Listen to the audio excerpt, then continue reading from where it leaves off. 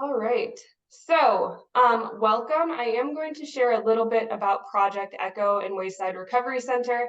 I know some of you are returning and have been to other Echo sessions, but especially for some of the newer folks, just want to share a little bit about our Wayside Women's Wellness Echoes. First off, Wayside Recovery Center is located in Minnesota, and we provide mental health and addiction treatment services for women, children, and families. Project ECHO, which stands for the Extension for Community Healthcare Outcomes, is a movement to demonopolize knowledge and amplify the capacity to provide best practice care. So together we have the Wayside Women's Wellness ECHO. It's each month, an hour long, really meant to be kind of a lunch and learn style series. The goal is to share support service information that will hopefully enable participating organizations to empower all people in recovery and empower women and families to break the cycle of addiction and trauma. So today, first I'll introduce myself. My name is Zora Darcourt, and I'm the Director of Training at Wayside Recovery Center. And today our ECHO session is entitled Trauma and SUD Overlapping Neurobiology. This is part 4. So we have already had 3 sessions on enacting trauma-informed care within substance use disorder services with Lydia. So it's probably helpful that if you've attended those previous ones, but you don't have to. It's not a requirement to join today. And I'm going to share a little bit about Lydia Bartholo, our speaker for the day, and then I'll pass things over. So Lydia is a doctorally prepared psychiatric nurse practitioner with a specialty in addiction medicine and trauma-informed care.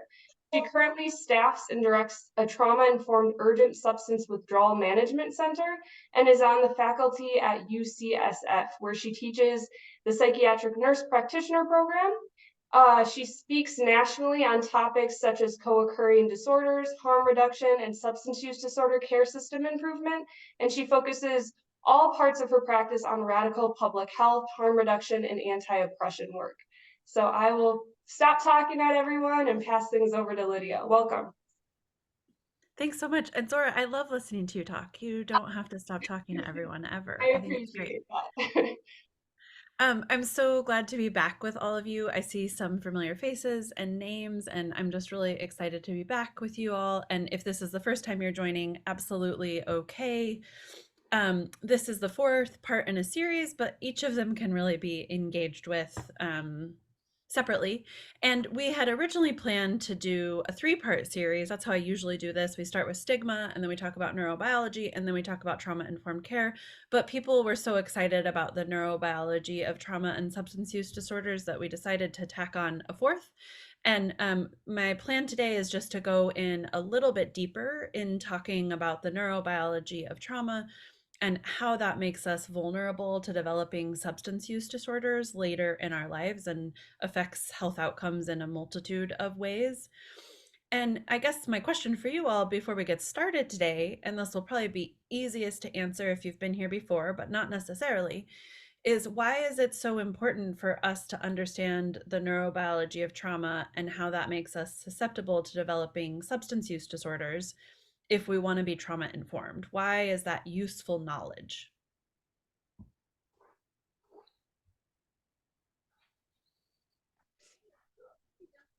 And I'll give you guys a second. My least favorite thing about Zoom is the lag in the chat.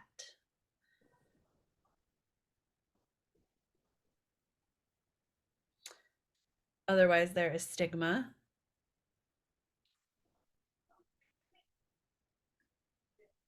Anticipating the needs of people we serve. Absolutely. Absolutely. So part of it is about addressing stigma, and we'll come back to that in a second. Part of it is about anticipating the needs of the people we serve. And I would even go so far as to say not just the needs, but the experiences. We know that it's going to be different to experience services if you have a history of trauma. Provide care from an informed perspective, absolutely. And Mary also says, understanding the possible cause or source of addiction. And I would say that all of these are absolutely correct. And I want to sort of spend a little bit of time here today and focus in on this because here's why we talk about the neurobiology of trauma if we want to be trauma informed in our substance use disorder services, which is what we covered in part 3, if we want to be trauma informed in our services, the story that we tell ourselves about what causes addiction and who people with addiction are has to be replaced with something. Because what's the dominant cultural narrative about people that have substance use disorders right now? Weakness is one thing I see in the chat. Low life.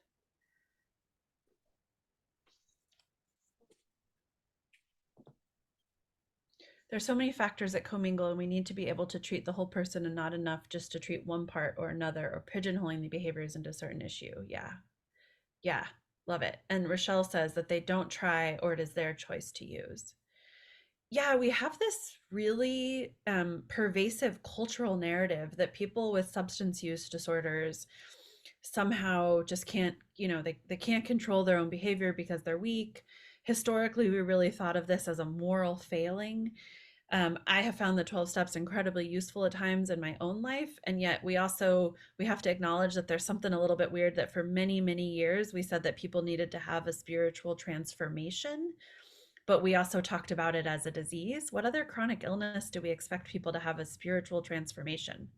And what's that spiritual transformation from? Weakness and low life to something that's not weak and low life?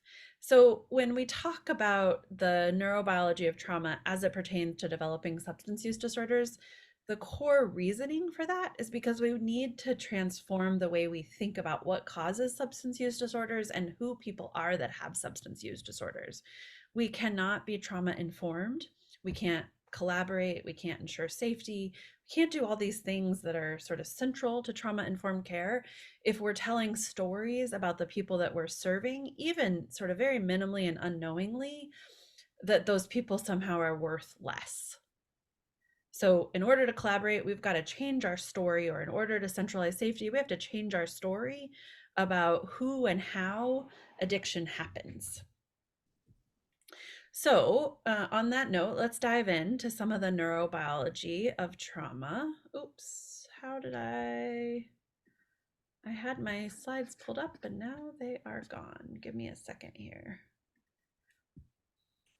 I don't know, I've been doing Zoom education now for like 6 years, and I still just feel like I mess it up all the time. All right. So I know you guys can see my slides over here, but just focus on the big slide. You don't need to be thinking about what's coming next. I don't have any disclosures. Nobody pays me. Someone pays me. No one pays me to talk about the information that we're going to talk about today, and no one pays me to represent drugs or any other for-profit companies. Most of you probably know this by now, but if you don't, so I am someone that is always a nurse first. I have a doctorate. I operate as a nurse practitioner, and I run right now an emergency SUD treatment center and withdrawal management center. But I am always someone that thinks of myself as a nurse first. I also teach at UCSF, which might be confusing at times because I live in Portland, Oregon, but I teach in a virtual program at UCSF. So that's how I manage to have that relationship. I very rarely actually am in San Francisco, although I wish I was there more frequently. Today, we are going to identify the neurobiological vulnerabilities in trauma survivors. We're going to explain trauma sequelae as it pertains to developing substance use disorders. And then the third one is comprehend trauma-informed systems as they pertain to SUD. And that's the one that we really just spent some time on, which is, why is it important for us to understand the neurobiology of trauma and how it relates to substance use disorders? So that's the one that we just covered. And let's talk a little bit more, sort of before we dive into the neurobiology piece, let's talk about how we got to understanding what we understand, and sort of what drives this talk and sort of this line of inquiry around thinking about the neurobiology. So what we know is that childhood trauma increases the risk of developing addiction, specifically IV drug use in adulthood, by 4,600%. And that is a wild number. I actually can't remember if we've talked about this number in this series yet before, but that's a number that you don't see in public health. That's not a common correlation. In fact, it's such a big correlation that we have come to understand it as causation. So we really have recognized, and indeed, the American Society of Addiction Medicine changed their definition of addiction in 2019 to include life experiences, and they took out the piece around spirituality. They changed it, they took out the piece around spirituality, and they changed it to include life experiences because there was so much data and it was so compelling that especially adversity in childhood made us vulnerable to developing a substance use disorder in adulthood. And I always want to be really clear here when I'm sharing this number. That doesn't mean that if you have addiction, you absolutely have adverse childhood experiences. It doesn't quite work that way. We call that the fallacy of the commons. So it goes in one direction, but not necessarily the other. If you have addiction, doesn't mean that you had adverse childhood experiences, but if you have adverse childhood experiences, your vulnerability to developing a substance use disorder later in life just balloons. It increases by 4,600%, which again is kind of an unheard of number in the public health world. That kind of correlation isn't very common to see. And so what I want us to sort of hover on today is how does that happen? How does it happen and what's it about? Because, we sort of have this narrative that people are self-treating pain or they are self-managing their trauma symptoms. And I think that's a useful way to think about it, but it's also much bigger than that. There is multiple neurobiological changes and neurohormonal changes that happen when there is a history of trauma, especially in childhood, but also in adulthood, that makes us more vulnerable to salient substances. And so in order for us to understand this sort of minimally, I want to introduce a different way of thinking about it than we talked about in part 2. And it's a somatic exercise. And it's going to be very different for some of you than others. And don't worry, we will come back to that and talk about why that's actually central in trauma-informed care. Before I show the image, I want to make sure that you guys are feeling safe in your bodies. Just kind of check in for a second and, hey, how's my body feeling? Because I'm going to show you an image that is meant to provoke a stress response. You guys ready? All right. So I want you guys to think about what it's like when you're driving down the street, walking down the street, ambulating down the street, whatever it is, and all of a sudden there's a cop in the rearview mirror or a cop behind you. And I want you to think just for a second about what changes you experience in your body and also your brain. We'll get to emotions in a second, but what do you experience in your body and your brain?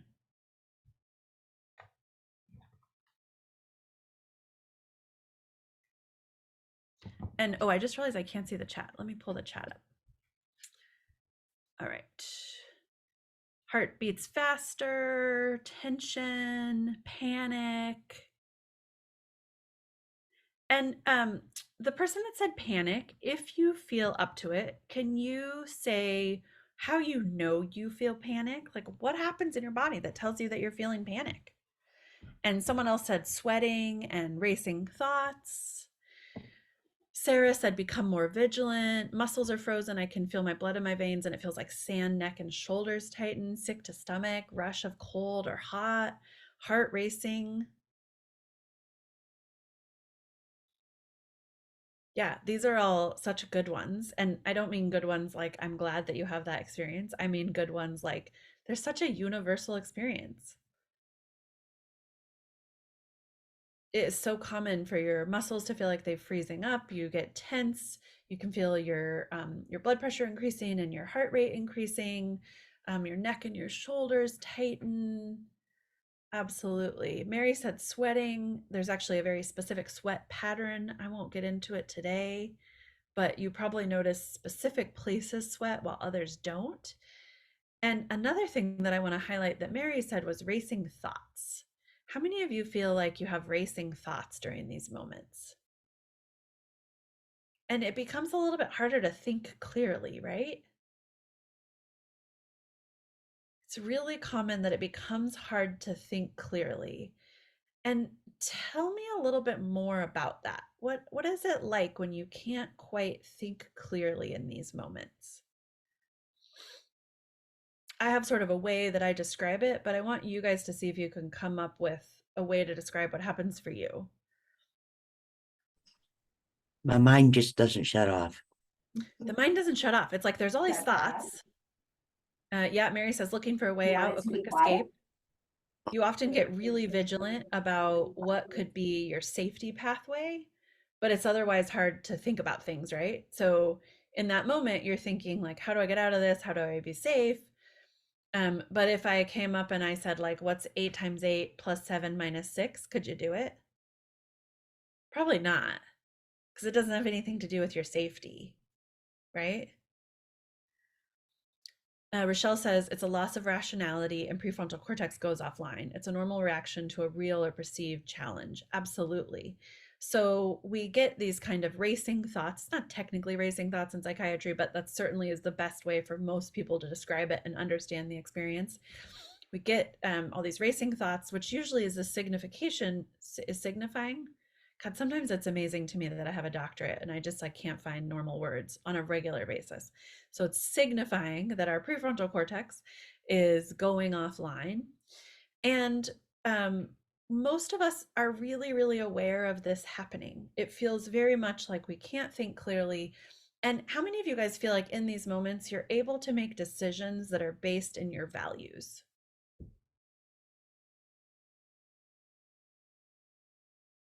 It's really hard, right? What are your decisions based around? And we just talked about this, but I want to highlight it. In these moments, those decisions, whatever your decisions are, what are they based around? Yeah, they're based around survival. And fear is what's driving them. And Mary says decisions are based on immediate safety. Absolutely true.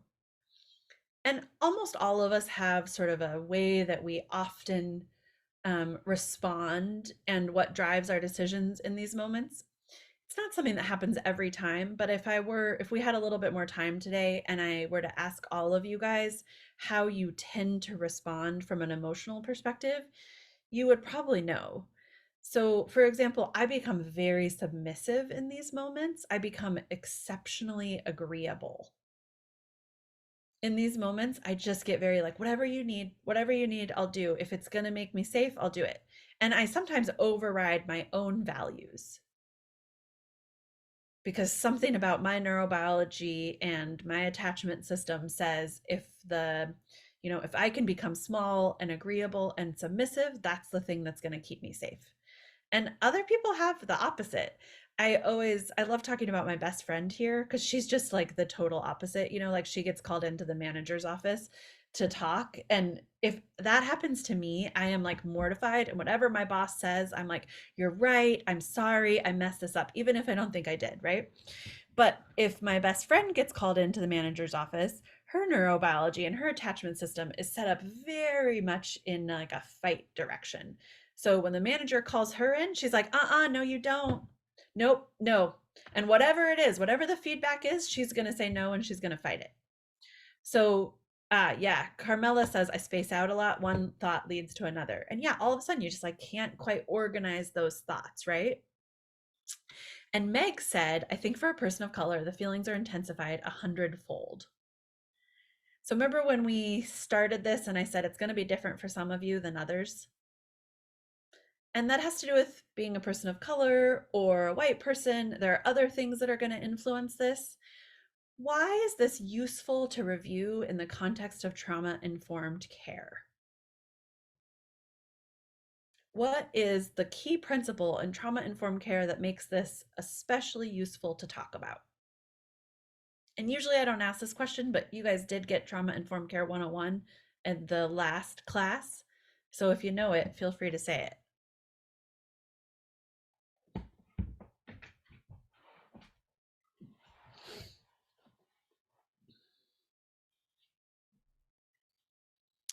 Meg Allen Yep, absolutely. Meg said compassion. Rochelle said helps to create collaboration required in TIC, increase trustworthiness when we seek understanding. Absolutely. I love it. I love it. Does anybody remember what the sixth principle of trauma informed care is? There are six key principles. First one, safety.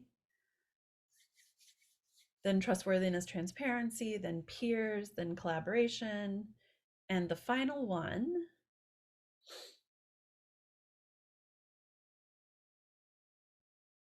you guys can even guess if you don't know. You also could Google it on SAMHSA, although I kind of hate how SAMHSA talks about it.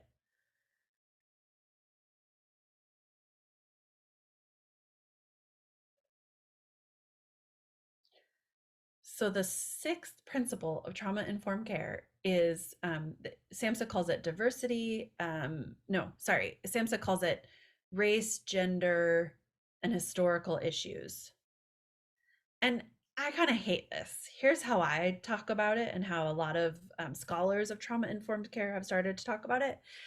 The sixth principle is tending to structural violence. So structural violence is just a fancy way of talking about all of the systems that impact our health outcomes in the long run. So racism, poverty, gender-based violence, transphobia, those things that have direct impact on our health outcomes and our health over time and exist because of oppressive systems, that's structural violence. And in trauma-informed care, we consider that structural violence is also a form of trauma. So we are always going to be thinking, okay, well, how would this land for someone not from the dominant culture? So let's say we're going to set up a system or we're going to set up an office. Is there something that we need to be considering for someone that's not from the dominant culture? Is this going to feel different for women as it does for men? Is this going to feel different for someone who's trans than it does for someone who's cisgender? So that's a big one. Let's say we're developing urine drug screen workflows. Oh, okay. Well, we know we need to tend to structural violence for people that are transgender. So when we build this urine drug screen workflow, we are going to think about what that drug screen workflow is going to look like for someone that's transgender and think about how they would experience that. Or when we decide what curriculum we're going to pick, we're going to think about what this might be like for someone that's a person of color. Because we understand that sort of having your health outcomes and your health impacted on a daily basis by your identity is part of what changes our neurobiology and makes us more vulnerable to developing a substance use disorder later in life. So I always put the police officer in the rearview mirror up because it's something that we all have that sort of basic fight or flight response to, and we'll come back to why it's important to talk about that. And I think it's a really good example of how we're going to experience things differently. And this is very much a traumatic image for some people. Whereas for other people, like they laugh a little bit when I put the image up. So that is like a core example of how things, we want to be thinking about what it's going to be experienced for anyone, especially those that are not in the dominant culture. All right, so then let's go back for a second to thinking about the experience that we have when we sort of have those thoughts are going really fast. It's harder to organize things. And someone mentioned earlier that that is about your prefrontal cortex. And we also talk about that as executive functioning. So let's just look for a second at what executive functioning is. So executive functioning does all these important things for us that sometimes we just don't even think about. Executive functioning is responsible for emotion regulation, inhibition control, self-monitoring, paying attention, and planning and organizing. And you guys all just described to me that you had some diminished executive functioning in these moments of intense stress. Does that sound accurate? Things get really hard and stressful, and you have diminished access to your prefrontal cortex and your executive functioning, and it's harder to do these things. It's harder to regulate your emotions. It's harder to control your own behavior. It's harder to self-monitor and think about what your behavior is like. It's harder to pay attention to things. It's harder to plan and organize. Why do you think that this is important to talk about in the context of trauma-informed care? What does this have to do with trauma-informed care? And maybe even specifically, what does this have to do with trauma-informed care in the context of substance use disorders?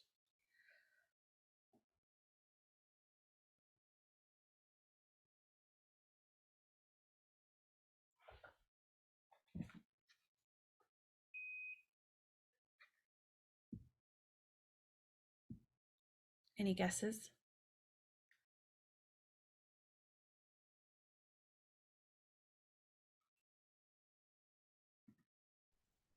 I think when a patient is being confronted with something and they don't have, and they're struggling with executive functioning, then they're going to be perceived as perhaps being non-compliant or being, not following along. So then that affects how that person approaches them and deals with them. Didn't say Yeah, that very absolutely. eloquently, but Yep. Yep. I love how specific you're getting. Hey, sometimes people are going to get dysregulated, and we're going to interpret that as like not following their care plan or being aggressive or being agitated, or being sketchy, right? Like, well, they didn't want to do a urine drug screen. I'm going to consider that a failed urine drug screen. Super common. But when we think about it from a trauma lens, we might conceptualize it really differently. And to think about it from a trauma lens, here's the thing that I want you guys to be really, really, I want this to be a really salient point for you guys. When people have a history of trauma, the baseline experience is often a little bit of executive dysfunction. So if you have a history of trauma, you are often moving through the world as if there is a cop in the rearview mirror 24/7. Which means it's going to be a little bit harder to regulate your emotions, a little bit harder to control your own behavior, a little bit harder to self monitor, a little bit harder to pay attention to things, a little bit harder to plan and organize. When people have a history of trauma, the neurobiology is such that all of the things you see on the screen right now are made more difficult. And I don't want you guys for even a second to hear me saying that people that have a history of trauma are stupid. That is not the way to interpret this. It's that people that have a history of trauma, which, as we've reviewed, is going to be the bulk of the people coming through our doors in substance use disorder treatment, are going to have a little bit more of a hard time with the things you see on the screen. They're going to have a harder time regulating their emotions. They're going to have a harder time self monitoring. They're going to have a harder time planning and organizing things. And how many of you guys feel like you see this in your clients on a regular basis? And if you kind of look through this lens, you're like, oh, yeah, I see that all the time. Yeah, totally. Oh my God, emergency psychiatry where everyone has a SUD diagnosis? Holy smokes. People's executive function is not online. I do so much co-regulating with people to try to get their executive function back online. That's like the bulk of my job. Because people are often not in their prefrontal cortex. So from a trauma-informed care perspective, I want you guys just to be thinking about this all the time. When people have a history of trauma, here's the things that are going to be a little bit more difficult for them. And what does that specifically, it's so useful to think about from a variety of different perspectives, because we want to be thinking about this from a trauma-informed care perspective, how to conceptualize things. But also when we think about the development of substance use disorders, is there anything on this list that you think is particularly important in thinking about the development of substance use disorders?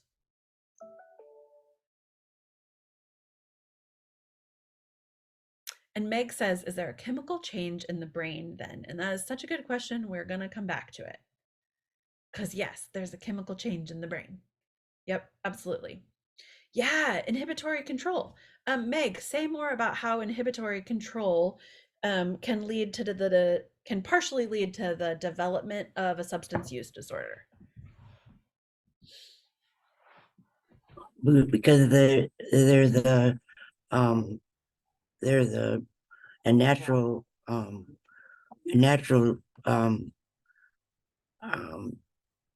desire to be in control of ourselves and to feel like we are in control, and we use to be able to gain back that control. Yeah, absolutely. Um, People often use in order to gain back that control, especially when they have limited emotion regulation. And so I love what Sam says next, how individuals learn to cope with emotion dysregulation. Because so much of substance use disorders, and so many of you guys, I'm sure, see this, so much of what drives substance use disorders, drives returns to use, etc., is about controlling emotions. How many of your clients are like flying along, things are going pretty good, and then something incredibly stressful happens and there's a return to use? Or something really, really good happens and there's a desire to celebrate.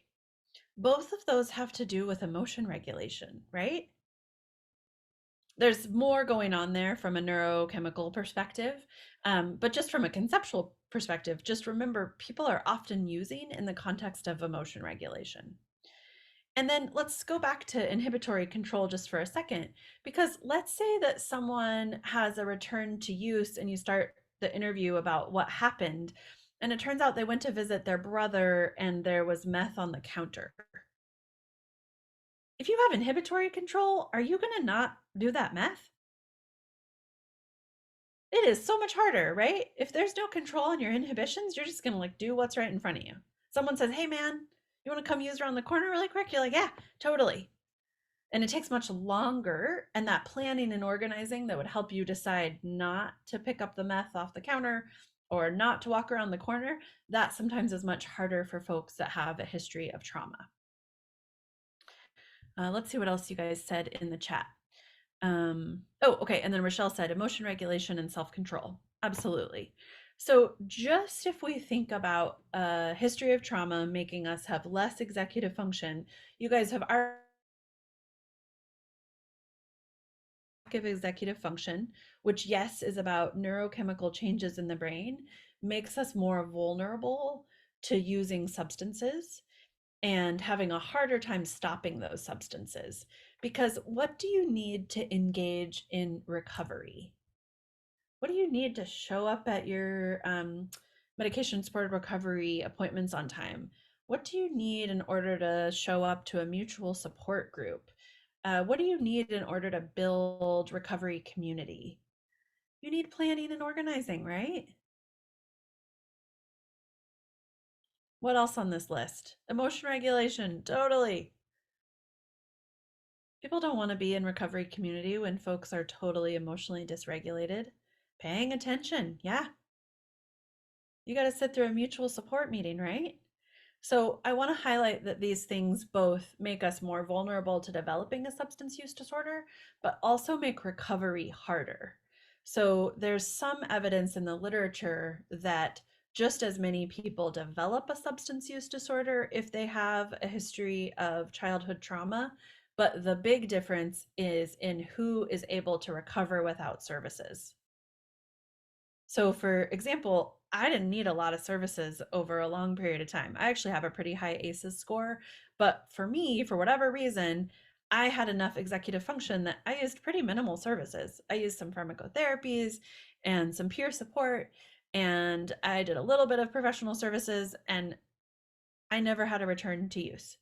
But the clients that you and I are working with are often having multiple returns to use. And we know that that's just part of the chronic illness lens. And part of that is because people with a history of trauma, all the things you need to engage in recovery are just that much harder. And then we're like, why didn't you show up to your appointment? That appointment was really, really important. You're non compliant. But I want you guys to be thinking about, okay, well, could I do that if there was a cop in the rearview mirror? Could I do that if I felt like that all the time? Yeah, Sam says ability to get out of survival mode in order to allow supports in and build relationships. Absolutely. And Carmela said that was me, SUD and trauma. Yeah. Yep. All right, so let's pivot then and talk a little bit more about other things that make us vulnerable to developing a substance use disorder. So here is how I think about this. There's two sort of primary areas where we know, oh wait, I think I missed an area. No, I didn't. Hold on a second. Wish I had organized this a little bit differently for you guys. Oh well, let's roll with it. So let's highlight a couple areas that where there's overlap, and we know that there's neurobiological vulnerability being developed. The first one that is mentioned on this slide is decreased cortical control and executive function impairment. We just covered that. Do you guys feel like you have at least, because we talked about it very conceptually, do you guys feel like you have sort of a conceptual understanding of this idea that there's decreased cortical control and executive function that makes us more vulnerable to developing SUDS and makes it harder to engage in recovery? Yeah, cool. Okay. The other thing that's compounding of this, and why I say where there's overlay, is because what happens when you're using substances? What happens to your executive function and your cortical control when you're using substances?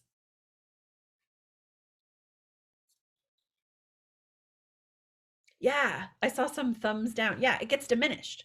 So all that stuff gets compounded. So just something to think about. That's already there when there's a history of trauma, and then substances make it worse. And then we're like, why didn't you show up to your first appointment? How come you couldn't make the bus at 7:55 this morning? Right? We often have like a lot of judgment about people thinking that they're not trying very hard in early recovery. But when we think about it from a like a cortical control or an executive function perspective, it often makes a lot of sense. So then the second thing on this slide that I want to highlight, and this sounds really complicated, but I promise it's not. We'll go in depth and we'll review it.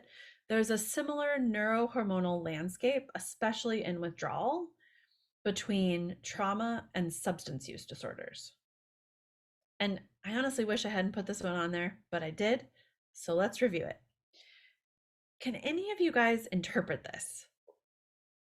It sounds more complicated than it is, but just given what I've said here, similar neurohormonal landscape, especially in withdrawal. Don't even look at the second part. Anybody have any guesses about what that means?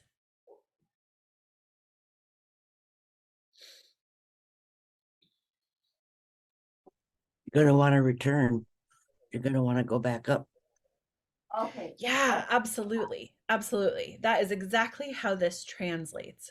So let's break it down a little bit, and then we'll come back to again how it translates. So the neurohormonal landscape, which is a way of saying the brain chemicals and the brain hormones that are happening in the context of trauma, which is a lot of fear hormones, a lot of survival hormones, those are the same as the hormones and brain chemicals that are responsible for the feelings of dysphoria and withdrawal. So the neurohormonal changes you have with the history of trauma in the brain are the same as the ones in withdrawal. So how does that translate for our clients?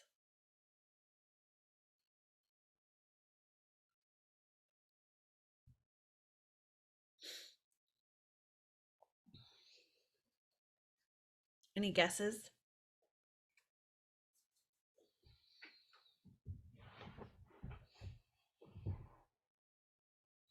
Withdrawal feels traumatic. Yeah, absolutely. Withdrawal is literally a traumatic experience for people. And understanding this helped me so much.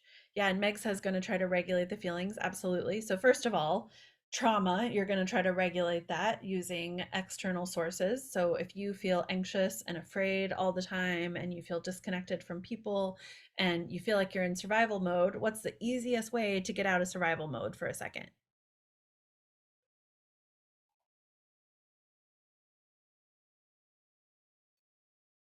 Feels like there's a cop in the rearview mirror? Yeah, Rochelle says use.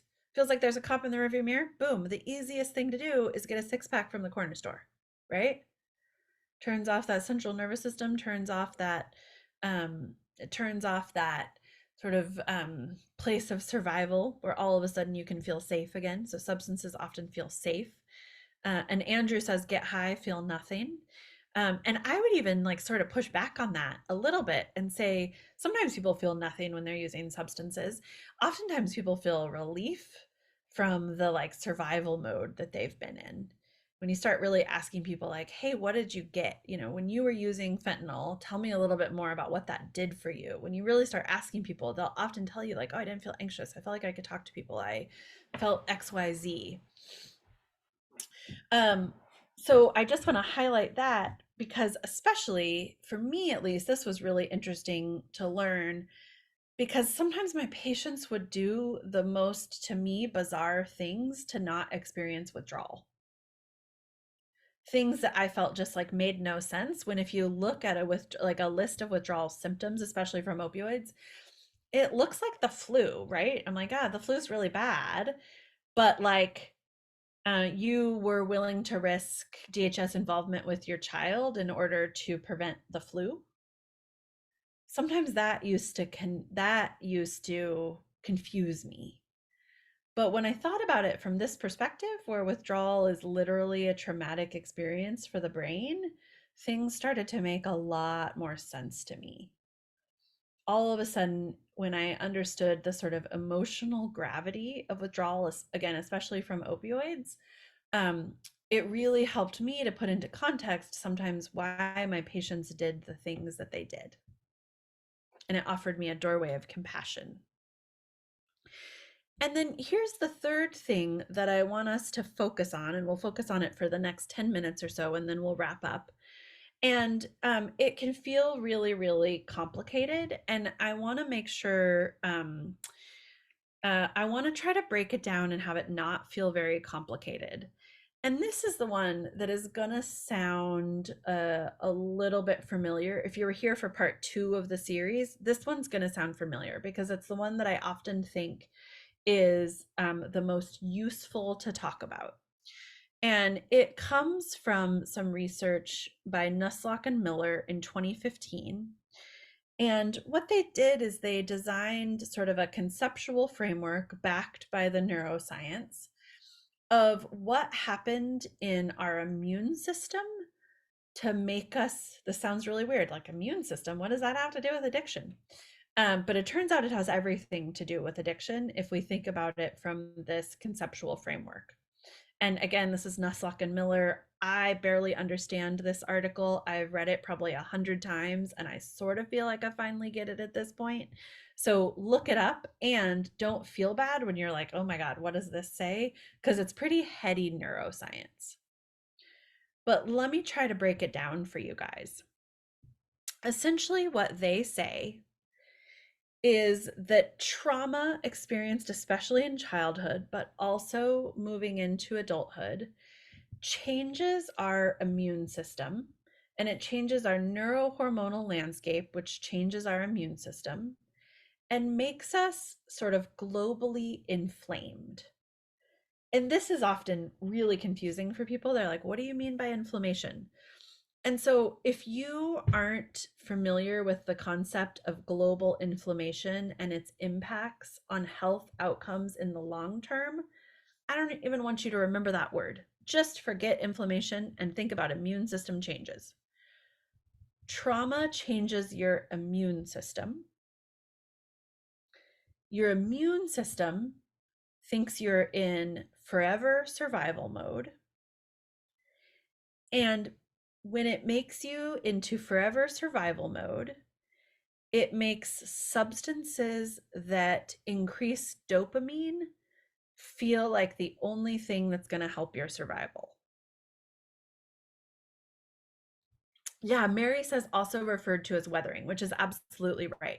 It's like a slight bent on the sort of idea of allostatic load. And yes, especially I think you guys are talking about this a lot in the context of health disparities for women with substance use disorders. You guys will be talking about weathering a lot. And Rochelle says this is significantly exacerbating people's ADHD and ADHD. Absolutely. health disparities in Black and brown people. Absolutely. The idea of weathering is huge when we think about mortality rates and health outcome rates for women of color. And the research is like a little bit different, but essentially same thing. Trauma and structural violence, which is useful to talk about the health disparities. Trauma, including structural violence, causes low-grade inflammation, which is just a fancy way of talking about a change to the immune system. And that makes our nucleus accumbens exceptionally sensitive to dopaminergic substances. And you might be sitting there being like, what is a nucleus accumbens? What's a dopaminergic substance? And that's okay. Let's break it down. So what is the nucleus accumbens? Anybody know?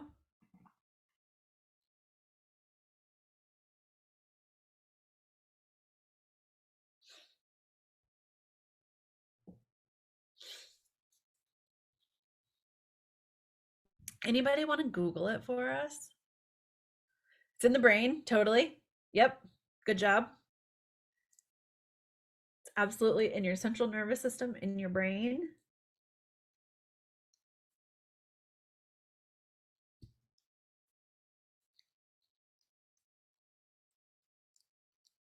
If you Google nucleus accumbens, oh, okay. Rochelle says, introduction. The nucleus accumbens is considered as the neural interface between motivation and action, playing a key role on feeding, sexual reward, stress-related, and drug administration behaviors, etc.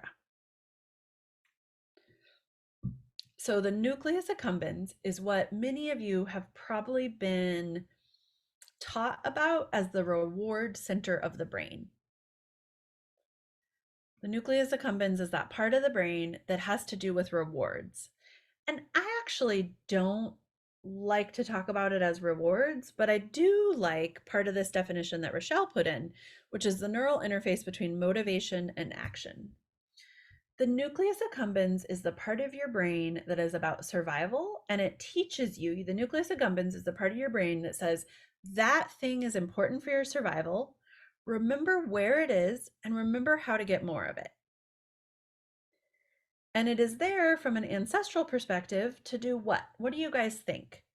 If we think about ancestors long, long time ago, and this part of the brain is about remembering where things are because they're important to our survival and how to get more of it, what do you think it mostly helped with? What was it like responsible for doing? Rochelle says survival. Yes, survival. And specifically what? Protection. Okay. Love it. There's something very specific that it does around survival. Procreation. Yes. Remember up here it said sexual reward. So procreation is absolutely about the survival of like our lineage, right? And so one thing that the nucleus accumbens does is it says, oh, sex is really important. So remember how to get sex, remember how to get as much sex as possible, and remember how to come back to the sex. Yeah. Whenever you are feeling randy or whatever it is, that's partially your nucleus accumbens. It's like, yo, hey, you're supposed to be getting laid over here, right? That's part of what the nucleus accumbens does. It's like that thing, you're supposed to do it for your survival. Yes. Oh, and Nicole said fight, feed, and fornicate, which I love. Fornicate, absolutely. We just talked about that. And fight, not so much in the context of the nucleus accumbens, but feed. The nucleus accumbens is there to help you remember where high caloric food is and to go back to that food and get more of it because it's imperative for your survival. Berries, nuts, really fatty fishes. The nucleus accumbens is like that stuff, that's really good. It's high caloric, it helps with your survival, and it doesn't take a lot of energy output. Unlike hunting, unlike eating miner's lettuce over and over and over again, we want to remember where those really high caloric, high density foods are, and we want you to come back to them over and over again. And those things, those high caloric foods, they are high in dopamine, which means that they turn that nucleus accumbens on really bright. They're high in dopamine, so those high caloric, high fat, high sugar foods, they light up the nucleus accumbens and say, sweet, that thing is for your survival. Or sex and orgasms, specifically orgasms, lights up the nucleus accumbens and it's like, that thing, that's really important for your survival. That thing is really good. Remember where it is, remember how to get it, and remember how to get more of it. That thing is really, really important for your survival. So that's really, really useful if what you've got on your landscape is nuts and berries and sex with tribal members. But what happens if you then insert something that's super dopaminergic that actually isn't all that good for survival?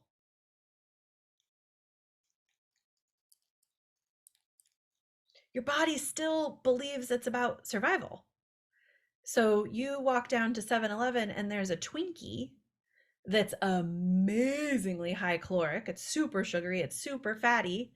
And your brain goes, oh my God, we just found survival in a crinkly wrapper. Holy smokes, get as many of those as you can. And your brain goes, keep coming back to that, keep coming back to that, keep coming back to that, especially if you have problems with inhibitory control, right? Inhibitory control, that's part of executive function. Your nucleus accumbens is like, whoa, your survival, it's right there. And that's a Twinkie. And then what about if we did methamphetamine, which is the most dopaminergic substance that we know of? What do you think your brain does, especially if you have a history of trauma, when it intersects with methamphetamines? More.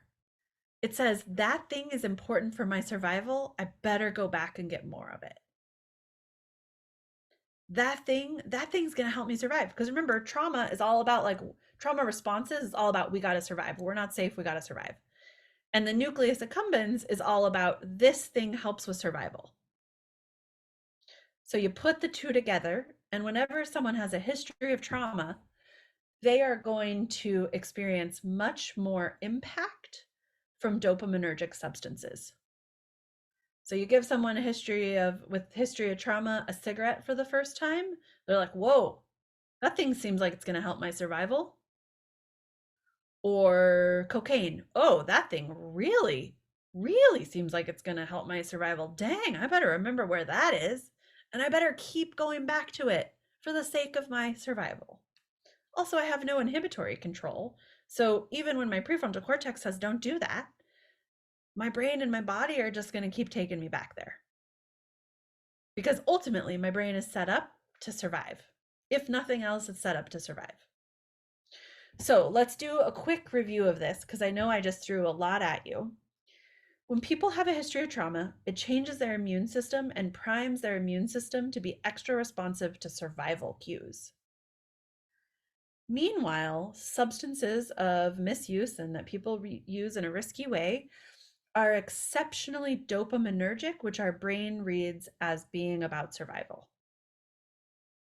So our brain is all hyped up and it's designed to survive. And then we add things that we interpret as being about survival. And all of a sudden people develop SUDS. And we're like, why can't you just stop? But everything in their brain says that's the thing that's going to help them survive. And all the things that they need to stop using are harder to access because there's less executive function. And hopefully, although that was a whole lot and very, very conceptual, hopefully you guys have gotten some key pieces around the neurobiology of trauma and substance use disorders and sort of how trauma primes the brain to be more vulnerable to developing a substance use disorder, how substance use disorders make that worse, and then how lack of prefrontal cortex also makes it harder to get into recovery services. And I know that we're going up right to the very end here now. But I'm wondering if you guys have any questions about this, and you probably have many, but I want to make space for at least one question in case there's something that really needs some clarity here.